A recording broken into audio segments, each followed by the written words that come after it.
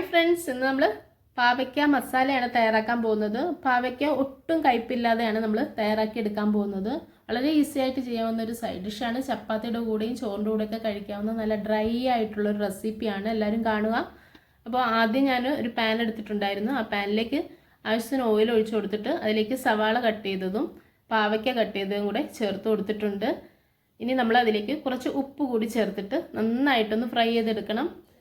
നമ്മുടെ സവാളയുടെ കളർ ഒരു ബ്രൗൺ കളർ ആകുമ്പോഴത്തേക്ക് നമുക്ക് മനസ്സിലാക്കാം ഇത് നന്നായിട്ട് ഫ്രൈ ആയിട്ടുണ്ടെന്ന്. അതിനോടൊപ്പം തന്നെ ഈ പാവയ്ക്ക് നന്നായിട്ട് ഫ്രൈ ആയി വന്നോളൂ.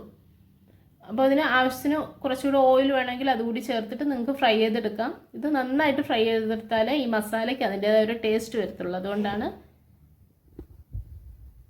അപ്പോൾ ഇടയ്ക്ക് ഇതേപോലെ ഒന്ന് ഇളക്കി കൊടുത്തുകൊണ്ടേ ഇരിക്കണം.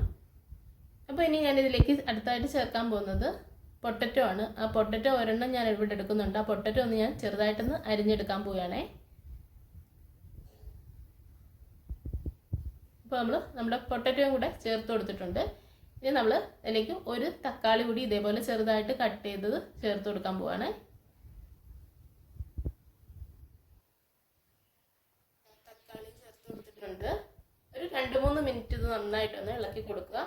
അതിനുശേഷം നമുക്ക് അതിലേക്ക് വേണ്ടുന്ന മസാലകളൊക്കെ ആഡ് ചെയ്ത് കൊടുക്കാം. നമ്മൾ നമ്മുടെ വീട്ടിൽ സാധാരണ ഉപയോഗിക്കുന്ന സാധാരണ മുളക് പൊടിയൊക്കെയാണ് ഇതിൽ ചേർത്ത് കൊടുക്കുന്നത്. അല്ലാതെ സ്പെഷ്യൽ മസാലകളൊന്നും ഇതിൽ നമ്മൾ ആഡ് ചെയ്യുന്നില്ല.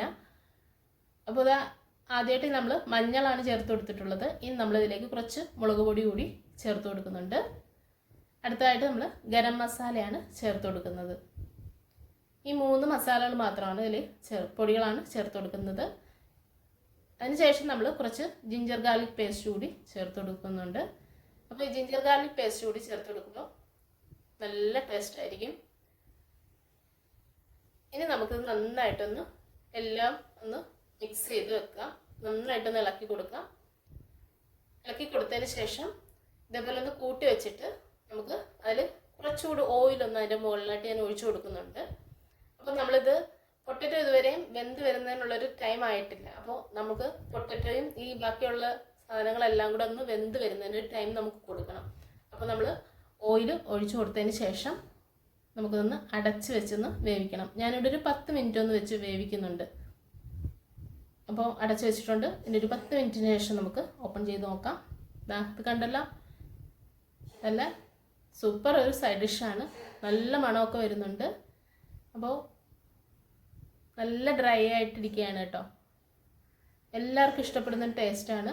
കുട്ടികൾക്കാണേലും ഇഷ്ടപ്പെടും. പൊട്ടറ്റോ ഒക്കെ ആഡ് ചെയ്തേക്കുന്നതുകൊണ്ട് കയ്പൊന്നും അറിയാനേ പറ്റില്ല. അപ്പോൾ എല്ലാവരും ട്രൈ ചെയ്ത് നോക്കുക. വീഡിയോ ഇഷ്ടമായ ലൈക്ക് ചെയ്യാനും ഷെയർ ചെയ്യാനും സബ്സ്ക്രൈബ് ചെയ്യാനൊന്നും ആരും മറക്കരുത്. അപ്പോൾ നെക്സ്റ്റ് വീഡിയോയിൽ കാണുന്നവരെ എല്ലാവർക്കും എൻ്റെ താങ്ക്സ്. ബൈ.